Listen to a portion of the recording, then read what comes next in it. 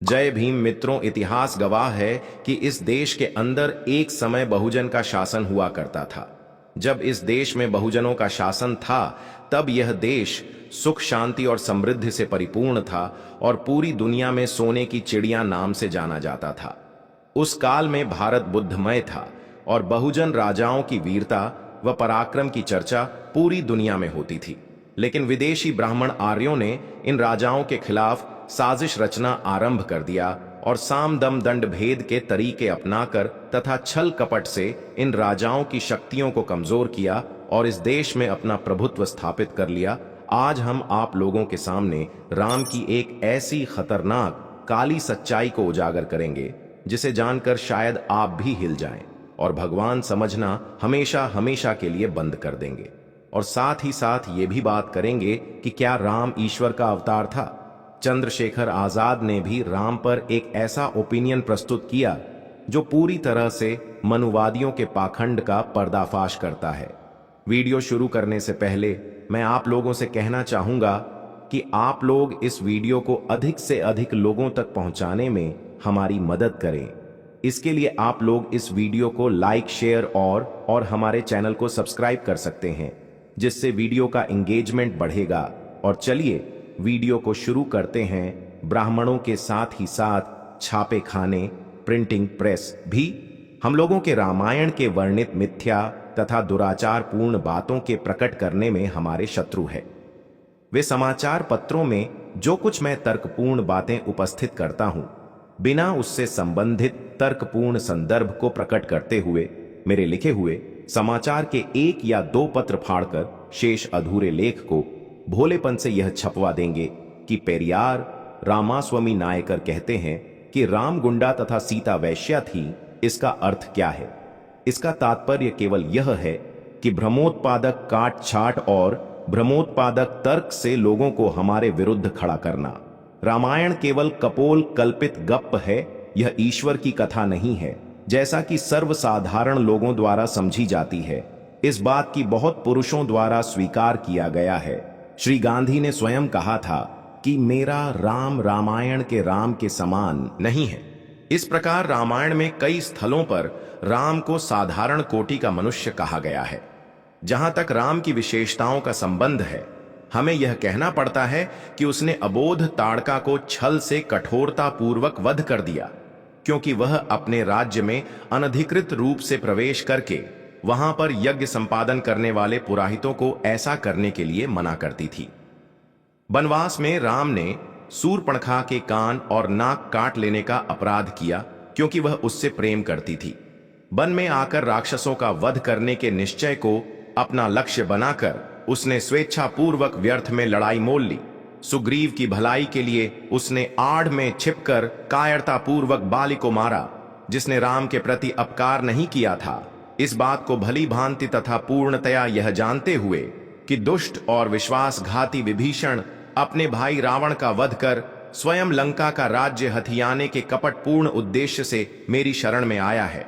राम ने लंका पर राज्य करते हुए रावण का वध करके विभीषण को वहां का राजा बनाया था। संपूर्ण रामायण में देखा जा सकता है कि राम पाखंडी, छल्ली, कपटी और दुष्ट था। वह अपने स्वार्थ की सिद्धि के लिए कोई भी घृणित कार्य करने पर उतारू हो, जो कि उद्देश्य से तैयार कर दिया गया था। जब सीता उसके स्थान वन में जाने को प्रस्तुत थी, तब राम ने अपनी इच्छा प्रकट की थी कि तुम भरत की सभी प्रकार की इच्छानुसार अयोध्या के महलों में रहो, क्योंकि इस प्रकार हम लोग कुछ अधिक प्राप्त कर सकने में सफल हो सकेंगे। इस पर सीता ने राम पर क्रोध करते हुए फटकारा और कहा कि तुम कायर तथा अशक्त हो, तुम मनुष्य के भेष में स्त्री हो। मेरे पिता ने मेरा विवाह तुम्हारे साथ किया है। तुम अपनी स्त्री को दूसरों को सौंपकर अनुचित जीव को पैदा करने वाले मनुष्यों में से हो। इस पर राम ने अपने असली विचारों को छिपाते हुए कहा कि मैं केवल तुम्हारे मन की स्थिति का परीक्षण कर रहा था। तब वह उसे अपने साथ वनवास को ले गया। आगे राम ने और क्या किया? शूद्र होकर तपस्या करने के कारण उसने शंबूक का वध किया। ऐसा अयोग्य, नीच व छली व्यक्ति को ईश्वर का अवतार कैसा माना जाए? धूर्त ब्राह्मणों ने झूठे, अशक्त, अयोग्य वह चरित्रहीन एक साधारण व्यक्ति को ईश्वर बताकर हम लोगों को उससे प्रेम करने और उसकी पूजा करने को बाध्य किया है। क्या हम लोगों को यह उचित नहीं है कि हम लोगों को समझ और बुद्धि पर जो मिथ्या बातें बलात् लादी गई है, हम उसका गंभीरता पूर्वक निरीक्षण करें? ये राम के चरित्र है। साथियों, अब हम बात करेंगे कि क्या राम ईश्वर के अवतार हैं? अनुसंधान के अन्य विद्यार्थी तथा विद्वान इसी विचार के समर्थक हैं। वे राम को न तो ईश्वर का अवतार मानते हैं, व न रामायण को इस प्रकार के स्वर्गीय पुरुष का जीवन इतिहास। वाल्मीकि के साथ ही साथ मौलिक रामायण के अन्य लेखक ने भी अपनी पुस्तक में राम को उतना सम्मानित नहीं किया है जितना कि उसे ईश्वर का अपमान मानकर सम्मानित किया जाना चाहिए था। सर्वप्रथम उद्गम पृष्ठभूमि जहां से कथा प्रारंभ होती है अनर्थक तथा हास्यास्पद है। यहां वर्णन किया गया है कि विष्णु ने बिरहु मुनि की स्त्री को मार डाला। इसके दुष्परिणाम स्वरूप मुनि ने उसे श्राप दिया कि तू भविष्य में मनुष्य के रूप में पैदा होगा और तेरी स्त्री हर ली जावेगी, और इस प्रकार मेरी भांति तू भी स्त्री वियोग का दारुण दुख सहेगा। एक कथा तो इस प्रकार है। दूसरी कथा इस प्रकार चलती है कि वही विष्णु जलंधर की पत्नी वृंदा पर मोहित हो गया और वह उसके प्रति जलंधर को छल कपट पूर्वक मार डालने में सफल हो गया। तब उसने जलंधर का भेष धारण कर उसकी स्त्री का सतीत्व लूटा। विष्णु द्वारा इस प्रकार ठगी जाने का रहस्य जानकर जालंधर की स्त्री ने उसे श्राप दिया कि ठीक यही दुखद घटना तेरी स्त्री के प्रति हो। इसी श्राप के फलस्वरूप उसे पृथ्वी पर पुनर्जन्म ग्रहण करना पड़ा। तीसरी कथा का स्रोत इस प्रकार है कि एक बार विष्णु अपनी थिरुमगल का नाम की पत्नी के साथ दिन दहाड़े रति क्रीड़ा में विमग्न था। उसी समय शिव का प्रधान गण वहां आ पहुंचा। इस पर तनिक भी ध्यान न देते हुए विष्णु अपने विषय भोग में लगा रहा। अपने इस अपमान से कुपित होकर वह गण नंदी के पास गया और अपने अपमान का संपूर्ण समाचार शिव से निवेदन किया। इस पर शंकर ने उसे श्राप दिया कि वह पुनः पृथ्वी पर जन्म ले और अपनी स्त्री के हरण किए जाने का शोक सहन करे। इस कारण उसने पृथ्वी पर पुनः अवतार लिया। राम के पृथ्वी पर अवतार धारण करने के कारण कितने निरर्थक तथा हास्यास्पद हैं। अब हमें उस परिवार को देखना है जिसमें राम ने अवतार लिया।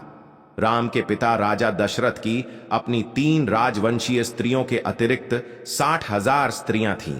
यह वह आदर्श पिता है जिसका पुत्र राम हुआ।